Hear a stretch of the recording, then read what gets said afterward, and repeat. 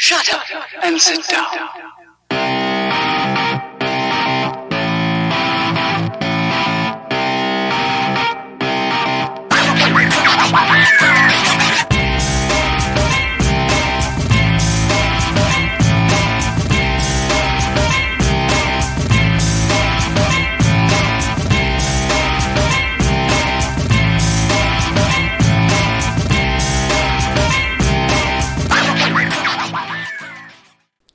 Hey everybody, this is Cliff Taylor, and we're going to poke the bear today about police use of force. Okay, so didn't have a vlog yesterday. I was having some technical issues with some of my equipment, and after 5 different recordings today, I think I finally have it figured out and fixed, so we should be fine here. Alright, so first thing we need to do is we need to define what we're talking about when we say use of force. And this is the definition we're going to be using. And I'm taking this definition from actually the Oakland Police Department, the City of Oakland Police Department. I really like their definition. It's really similar to a lot of other ones, but this is the definition for use of force. Any physical or mechanical intervention used by a member or employee of law enforcement to defend, control, overpower, restrain, or overcome the resistance of an individual. And then they break down a couple things. They say that reasonable force is any amount of force that is objectively reasonable to affect a lawful police purpose and protect the safety of members or others based upon the totality of all circumstances. And they say that lethal force is any force that threatens a substantial risk of causing death or seriously bodily injury. And less lethal force is any force other than lethal force which by design and application is most likely not to cause serious bodily injury or death. So that's kind of what we're talking about today when we talk about use of force. Now, why would I even want to talk about use of force and why would I want to talk about police use of force? It's because we need police reform to alleviate the pain of somebody losing a loved one because of the over application of force by the police is something that I would like to see. I would like to see everyone go home safely in every opportunity that we can possibly get. And to do that, we need sweeping reform across the country, not just in cities, not just in rural areas, but everywhere. Because we need to know that the law enforcement officer that we run into in Dayton, Ohio, and the law enforcement officer that we run into in New York City, and the one that we run into in Austin, Texas, the one that we run into in Kodiak, Alaska, in Bangor, Maine, in Miami, Florida, that they are all playing under the same rules, that everybody's playing the game the same way. And so I believe that we need to apply use of force regulations at the state level, but they need to be the same in every state. This, I think, would greatly increase the likelihood that everyone comes out of every police interaction alive. Okay. There's this thing called the let me see, go and bring it up here for you guys. Okay, so we have the Police Use of Force Project. They talk about 8 areas in which use of force is not the same everywhere.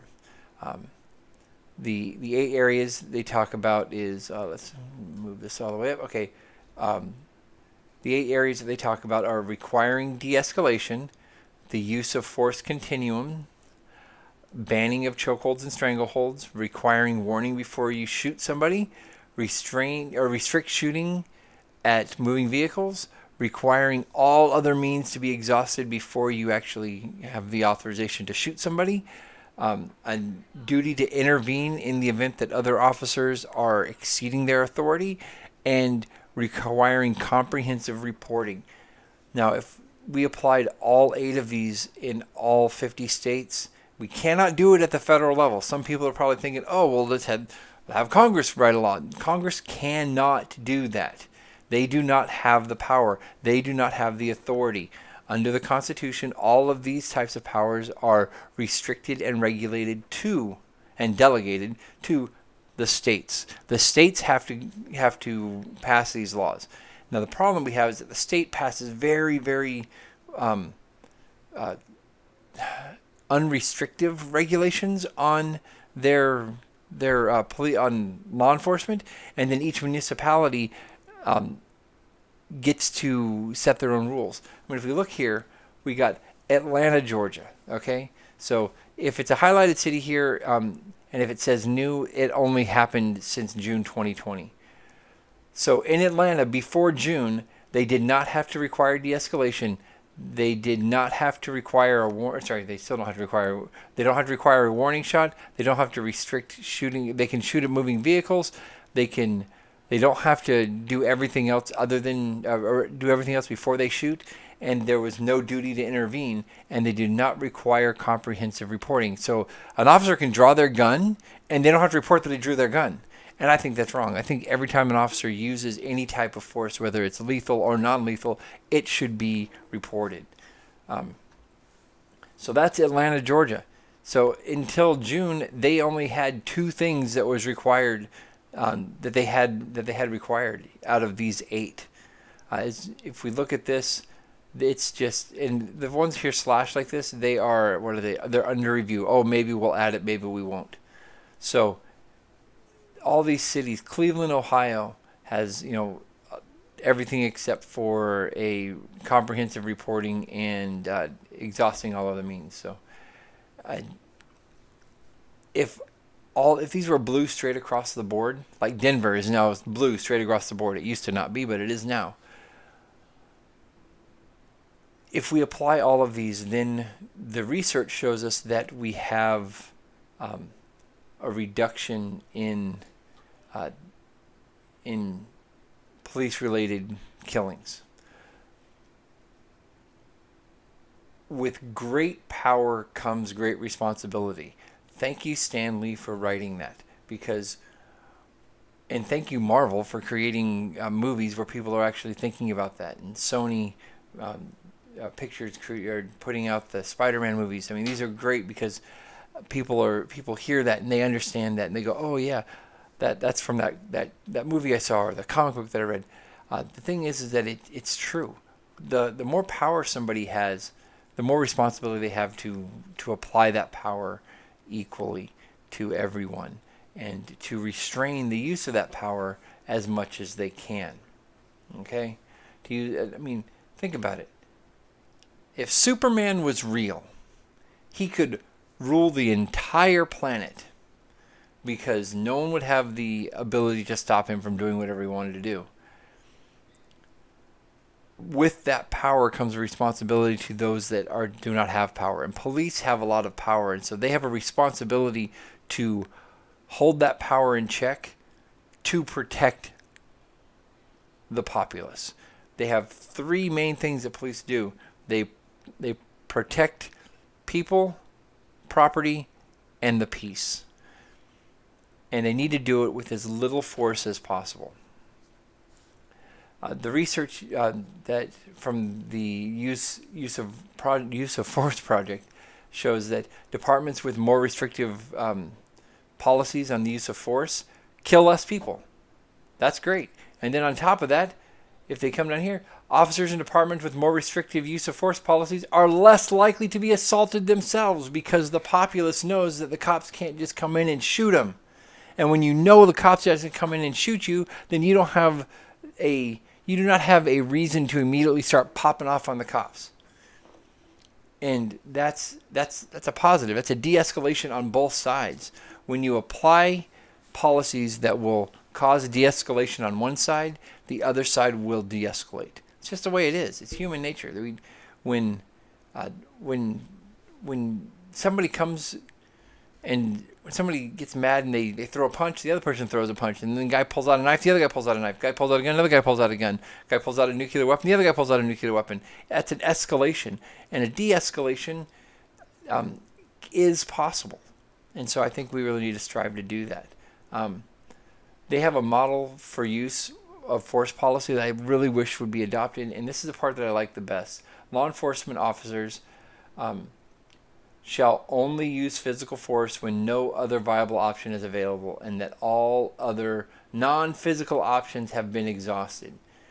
And they have a whole thing on alternative use of force, which of course the de-escalation, barriers, that kind of stuff. So it's it really comes down to, I think we need different types of police. I think that police need to be broken up into different categories. I think that we need to have community liaison officers. I think that we need to have armed response officers, and I think that we need to have like a jack of all trade officer. I think that we need to have like that's not even counting specializations into murder detectives and vice and narcotics and all that. I think those are even greater specializations. But I think just the core police force needs to have community resource officers or community response officers that are trained to deal with like a wellness check for somebody that has a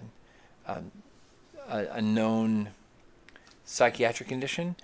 You should be able to send the right type of officer to deal with that.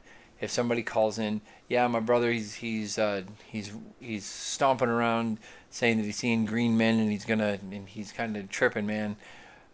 You don't send a SWAT team. You send somebody that is trained to deal with that. I think that every officer in the United States should have to have 16 weeks of comprehensive training. I also think that every officer should have 16 hours of training per month. That is 2 solid days, 2 8-hour days of continued training every month. And those trainings should always be in the core function of their job. If they are a community resource officer, they are working with de-escalation. They are working with safe implementation of non-lethal force. They are working with understanding how to judge the situation when it comes to what they're what they need. Understand, be able to read the situation and not react to the situation. The worst thing to do is police officers have issues when they're having to react to the situation instead of being able to look at the situation, evaluate the situation, and then formulate a plan before they really get into it. That's something that can be taught, and it can be taught to be done very quickly. Risk assessment is something that can be done, but it's something that needs to continually be trained on. I also believe that all police officers should have a fitness assessment that is done by a third party every year. Every 12 months they should have a fitness assessment on every officer.